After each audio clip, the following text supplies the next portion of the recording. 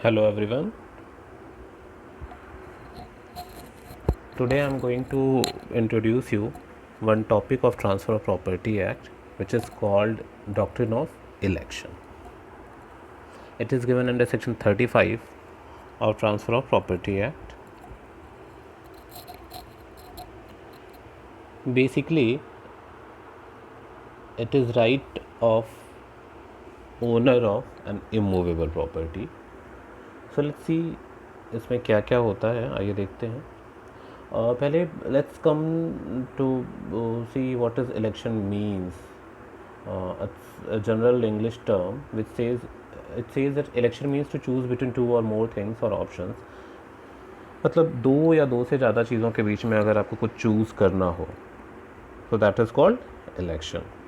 और जब वो किसी लीगल टर्मिनोलॉजी के साथ ऑब्वियसली ऐड हो जाएगा तो that will be a legal terminology और डॉक्ट्रिन और प्रिंसिपल और रूल. एंड सेक्शन 35 और transfer of property act talks about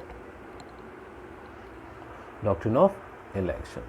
Let's see, there are following essentials of doctrine of election. The first is there should be three parties. तीन parties होने चाहिए. पहला तो owner होना चाहिए. डॉक्ट्रिन ऑफ इलेक्शन में basic चीज़ ये है कि इसमें तीन पार्टीज़ होती हैं. ओनर पहला, दूसरा ट्रांसफरर और तीसरा ट्रांसफरी. नॉर्मल अगर ट्रांसफ़र प्रॉपर्टी में हम पार्टीज़ की बात करें तो जनरली दो पार्टीज़ होती हैं. एक ट्रांसफ़रर होता है, एक ट्रांसफरी होता है. बट डॉक्ट्रिन ऑफ इलेक्शन में जो ओनर है वो प्रॉपर्टी का, इमोरल प्रॉपर्टी का, वो ट्रांसफ़रर बिल्कुल भी नहीं होता है. कोई थर्ड पार्टी होती है, कोई थर्ड पर्सन होता है जो ओनर को प्रपोज करता है उसकी प्रॉपर्टी को ट्रांसफ़र करने के लिए. सो पहला है थ्री पार्टीज़. पहला owner of immovable property, transferor and transferee. Second essential is immovable property. Doctrine of election कभी भी एक्सरसाइज होगा तो इमूवेबल प्रॉपर्टी के रिस्पेक्ट में ही होगा, मूवेबल प्रॉपर्टी के रिस्पेक्ट में बिल्कुल भी नहीं होगा. थर्ड, ट्रांसफरर मस्ट प्रोफेस का मतलब यहाँ कॉन्ट्रैक्ट होता है. Transferor must profess to transfer immovable property to transferee and by same transaction gives any benefit to the owner. जो ट्रांसफरर है वो ओनर से ये कॉन्ट्रैक्ट करता है कि उसकी इमूवेबल प्रॉपर्टी को वो किसी और को ट्रांसफ़र करेगा और बाई सेम डॉक्यूमेंट और ट्रांजैक्शन वो इमूवेबल प्रॉपर्टी के ओनर को कुछ बेनिफिट दे रहा. वो बेनिफिट किसी भी तरीके का हो सकता है. And fourth essential is owner must exercise his right to election. अब यहाँ पे डॉक्ट्रिन ऑफ इलेक्शन काम आता है. यहाँ पे ओनर का जो राइट टू इलेक्ट है वो पिक्चर में आता है. दो तरीके से ओनर अपना राइट ऑफ इलेक्शन एक्सरसाइज कर सकता है. पहला, if he chooses to confirm such transfer he must retain the benefit.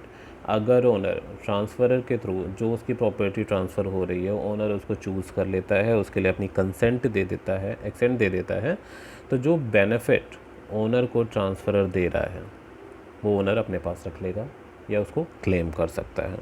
और अगर प्रॉपर्टी का ट्रांसफ़र एक्सेप्ट नहीं करता है, if you rejects the transfer or chooses to refuse the transfer, he must relinquish the benefit. Owner अगर property के transfer को accept नहीं करता, रिजेक्ट करता है, तो वो बेनिफिट भी क्लेम नहीं कर सकता जो ट्रांसफ़र सेम डॉक्यूमेंट या ट्रांसैक्शन के थ्रू ओनर को देना चाह रहा है. बेसिकली ऐसी चीज़ है, जैसे मैं आपको एक एग्जांपल दूं कि मिस्टर ए हैं, उनकी कोई एक प्रॉपर्टी दिल्ली के किसी एरिया में है और मिस्टर बी उनके पास आते हैं और कहते हैं कि यार तुम्हारी प्रॉपर्टी जो इतने अमाउंट की है वो मैं किसी और को ट्रांसफ़र करना चाहता हूँ और जितने अमाउंट की तुम्हारी प्रॉपर्टी उसका मैं तुम्हें डबल पैसे दूंगा. ये जो सारा कुछ ट्रांजैक्शन है जो ट्रांसफ़र करना चाह रहा है मिस्टर बी करना चाह रहा है वो सेम ट्रांजैक्शन में होना चाहिए, एक ही डॉक्यूमेंट के थ्रू बनना चाहिए, अलग अलग नहीं होना चाहिए सब कुछ. अगर सेम ट्रांजैक्शन के थ्रू है तो फिर जो मिस्टर ए हैं उस प्रॉपर्टी के जो ओनर हैं वो अपना राइट टू इलेक्शन एक्सरसाइज करेंगे. अगर उन्हें ठीक लगता है तो मिस्टर बी को अलाउ कर देंगे उनकी प्रॉपर्टी बेचने के लिए और जो डबल रेट उन्हें मिल रहा है वो उनका बेनिफिट होगा. और अगर वो मिस्टर बी को अलाउ नहीं करते हैं अपनी प्रॉपर्टी सेल आउट और ट्रांसफ़र करने के लिए किसी भी तरीके से, तो जो भी उनको डबल अमाउंट, जो भी बेनिफिट हो रहा है, जो भी प्रॉफिट हो रहा था उसको वो क्लेम नहीं कर सकते हैं. And if the owner relinquish such or reject such transfer, he has to relinquish that benefit, and that benefit will go back to transferor or his representative. और अगर जो ओनर है वो बेनिफिट एक्सेप्ट नहीं करता है, वो ट्रांसफ़र एक्सेप्ट नहीं करता है, तो जो बेनिफिट उसके पास आया हुआ है या जो बेनिफिट उसको मिलने वाला है या ऑलरेडी मिल चुका है, वो सारा कुछ उस पर क्लेम ओनर को छोड़ना पड़ेगा और वो बेनिफिट वापस से ट्रांसफ़रर या उसके रिप्रेजेंटेटिव के पास चला जाएगा। अब देखिए यहाँ सामने आपको स्क्रीन पे दिख रहा होगा, एक इलस्ट्रेशन भी मैंने आपके लिए बनाया हुआ है।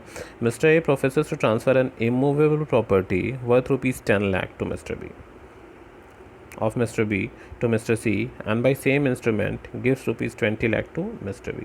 Mr.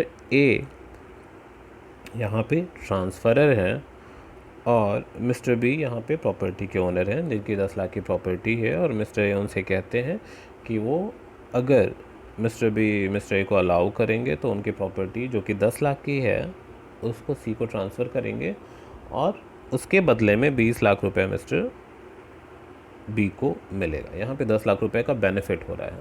अगर मिस्टर बी उस ट्रांसफ़र को एक्सेप्ट करते हैं तो उन्हें 10 लाख का बेनिफिट मिलेगा और 10 लाख रुपए का बेनिफिट वो क्लेम कर सकते हैं कभी भी। और अगर ट्रांसफ़र को रिजेक्ट करते हैं तो जो 10 लाख रुपए का बेनिफिट है वो उसको क्लेम नहीं कर सकते और वो वापस से मिस्टर ए या उनके लीगल रिप्रेजेंटेटिव के पास चला जाएगा।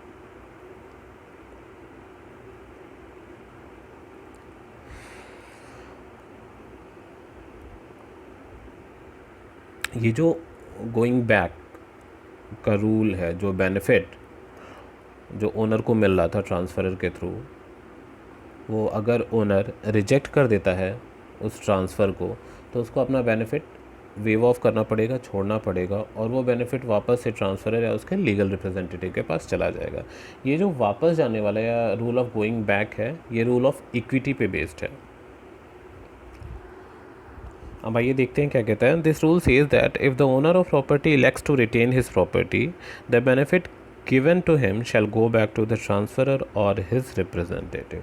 अगर प्रॉपर्टी का जो ओनर है वो प्रॉपर्टी को अपने पास रखना चाहता है, उसको ट्रांसफ़र नहीं करना चाहता, तो जो बेनिफिट उसको ट्रांसफरर के थ्रू मिला हुआ है वो बेनिफिट रिलिंक्विश करेगा ओनर, और वो बेनिफिट वापस से ट्रांसफरर या उसके लीगल रिप्रेजेंटेटिव के पास चला जाएगा।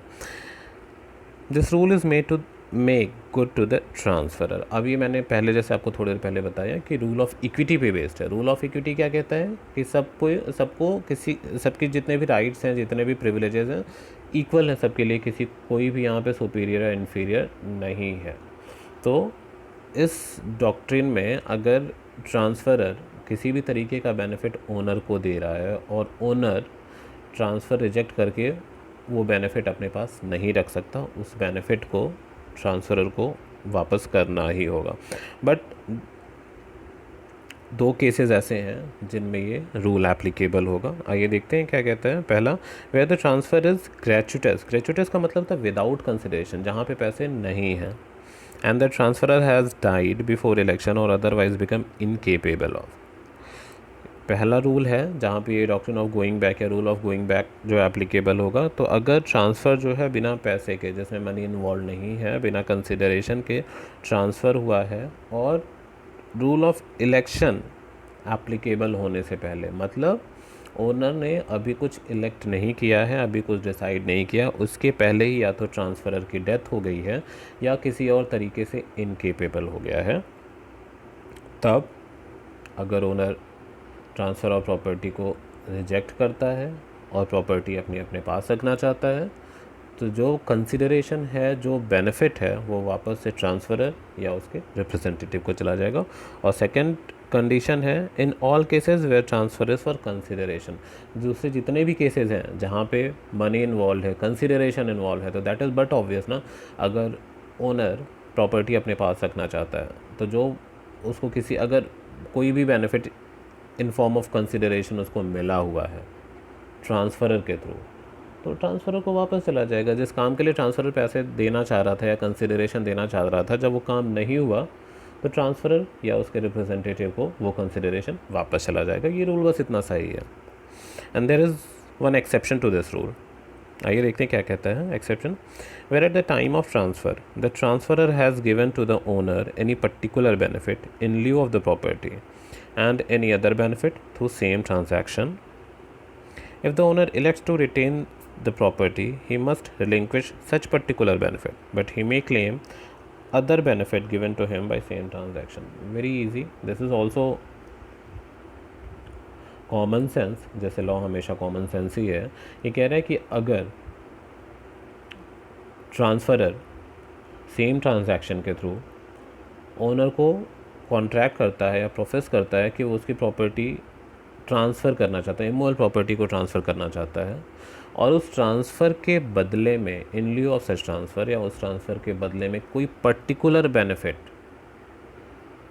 कोई भी पर्टिकुलर बेनिफिट वो दे रहा है ट्रांसफ़रर ओनर को, और उस पर्टिकुलर बेनिफिट के अलावा भी सेम ट्रांजैक्शन में वो कोई और बेनिफिट, अनदर बेनिफिट, मतलब यहाँ दो तरीके का बेनिफिट है। एक तो पर्टिकुलर बेनिफिट ये हो गया कि ट्रांसफरर उस ओनर की प्रॉपर्टी को ले रहा है और उसमें साथ में बोल रहा है चलो 10 लाख रुपए की प्रॉपर्टी है, मैं आपको 20 लाख रुपए देता हूँ, एक ये हो गया। देन कॉन्ट्रैक्ट उनके बीच में होगा, सेम ट्रांजैक्शन सेम डॉक्यूमेंट में कोई और भी बेनिफिट दे रहा है, दैट इज़ सेपरेट बेनिफिट। अगर ऐसे किसी कोई केस है और ऐसे केस में ओनर प्रॉपर्टी का ट्रांसफ़र रिजेक्ट करता है और प्रॉपर्टी अपने पास रखना चाहता है, तो जो पर्टिकुलर बेनिफिट उसको ट्रांसफ़र के लिए मिलना था वो नहीं मिलेगा, ओनर को उसे उस बेनिफिट को छोड़ना पड़ेगा। बट जो सेकंड बेनिफिट उसको दिया जा रहा है, जिसके लिए कॉन्ट्रैक्ट हुआ है, जो कि ट्रांसफ़र ऑफ प्रॉपर्टी से कहीं से भी रिलेटेड या कनेक्टेड नहीं है, ओनर उस बेनिफिट को क्लेम कर सकता है और उस बेनिफिट का डिमांड कर सकता है। So this is all about doctrine of election under section 35 और transfer property act. I hope आपको समझ में आया होगा। किसी भी तरीके का कोई भी डाउट है तो आप नीचे कमेंट बॉक्स में जाके उसको मुझसे पूछ सकते हैं, और because this is my first video so I tried my level best कि अच्छा हो, बट अगर कुछ इम्प्रूवमेंट या कुछ फीडबैक की ज़रूरत है तो आप नीचे कमेंट बॉक्स में दे सकते हैं। मैं अगले वीडियो में उसे रिमूव करने की कोशिश करूँगा, and I will try to put some questions in my next video related to related to doctrine of election. Thank you so much everyone.